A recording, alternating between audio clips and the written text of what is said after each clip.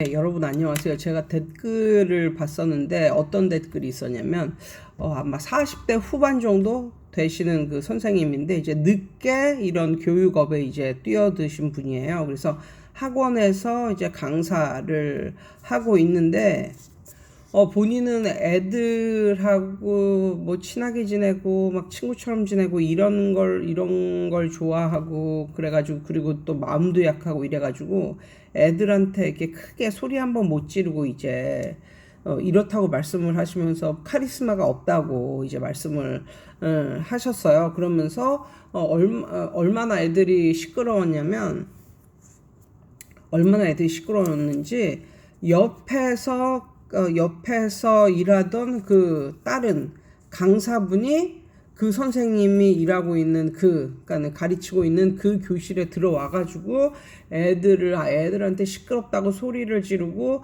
조용히 시킨 후에 나갔다고 그렇게 말씀을 하셨거든요.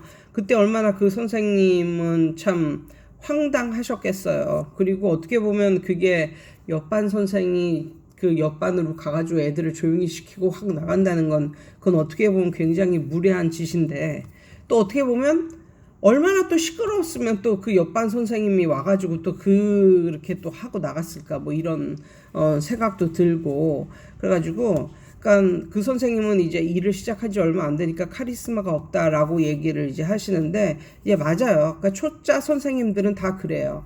이게 오래 가면서 이제 카리스마도 있고 뭐 이러는 건데 근데 이게 애들을 조용히 시키고 아이들을 확 휘어잡는 그런 것 중에 초짜 선생님들은 목소리가 커야 된다. 목소리가 크게 막 소리를 지르고 이래야 애들이 조용히 하는 줄 아는데 그건 아닙니다.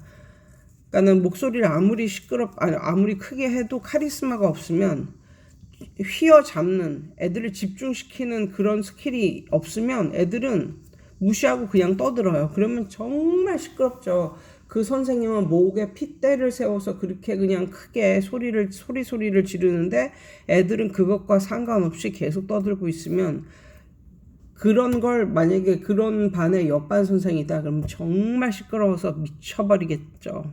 그러면 이제 그런 행동이 나올 수도 있는 것 같은데 그래서 어떤 그 아이들을 휘어잡는 그런 것은 목소리의 크기와는 상관이 없다. 그런데 어느 정도, 그러니까 작지만 않으면 되는데 어느 정도의 목소리 톤에서 약간 좀 무게감 있는 톤이 좋다. 그러니까 중고음이 아니라 중저음 정도가 좋고 항상 맨 끝에 인토네이션은 항상 떨어뜨려라. 야, 조용히 해. 이렇게. 조용히 하자. 이제 조용히 해야지. 뭐 이렇게. 끝을 이렇게 짤막하게 이렇게 하면서 이게 내려가는 톤이죠. 올라가는 톤이 아니고. 그런 톤으로 좀 강하게 약간 맨 끝으로 갈수록 좀 강하게 마침표를 찍어주는 듯한 그런 느낌? 그런 느낌으로 말씀을 하셔야 되지 않나 뭐 이런 말을 들어보고요. 그래서 집에서 연습을 많이 좀 해보세요. 연습을 거울을 보고도 연습하고 뭐 어떻게 합니까? 나이는 많을 뿐 거기 종사한 지가 얼마 안 되기 때문에 그런 게 부족하면 연습을 해야죠. 에휴 나는 안 되나 보다 이렇게 생각하면 곤란하고 근데 사람마다 이게 가르치는 걸 잘한다고 학원에서 일할 수 있는 게 아니고 가르치는 스킬은 있지만 있어도 이게 과외로 이렇게 지도를 하는 게 맞는 사람이 있고 학원에서 학생들 앞에서 서서 이렇게 하는 게 맞는 사람이 있어요.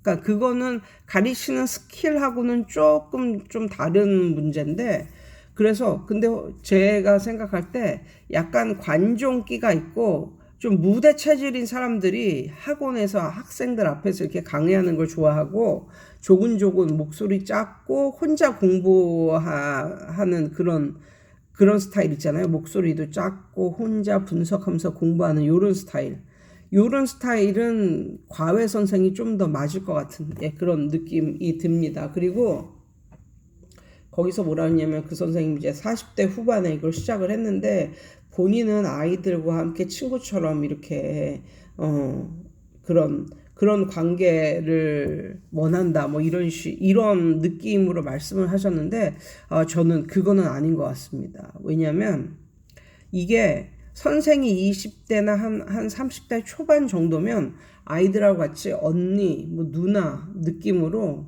정말 아이들하고 함께 그렇게 재미난 이야기를 막 해가면서 뭐 이렇게 정말 뭐 누나, 언니 뭐 이런 식으로 그런 느낌이 날 정도로 그렇게 애들하고 재미있는 그런 얘기를 해가면서 그렇게 좋은 관계를 유지할 수가 있겠지만요.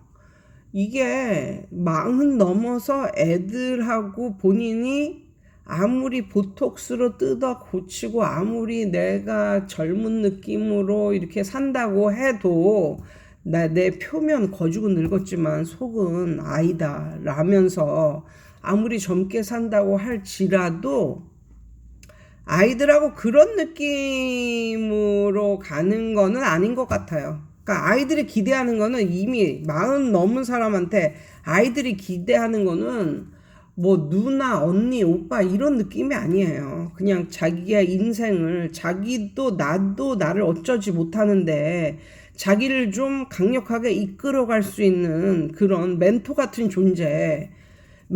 존재가 이제 필요해서 학원에 들어왔는데 나이는 많은 선생이 애들하고 헤헤헤 막 그러면서 놀고 싶어 한단 말이야. 그거는 투머치죠. 그 선생님의 그런 애들하고 약간 친해지고 싶은 이런 마음은 알겠는데 이게 애들이 볼 때는 투머치라니까. 너무 약간 어떻게 보면은 그건 너무 과한 거예요. 그러니까 그렇게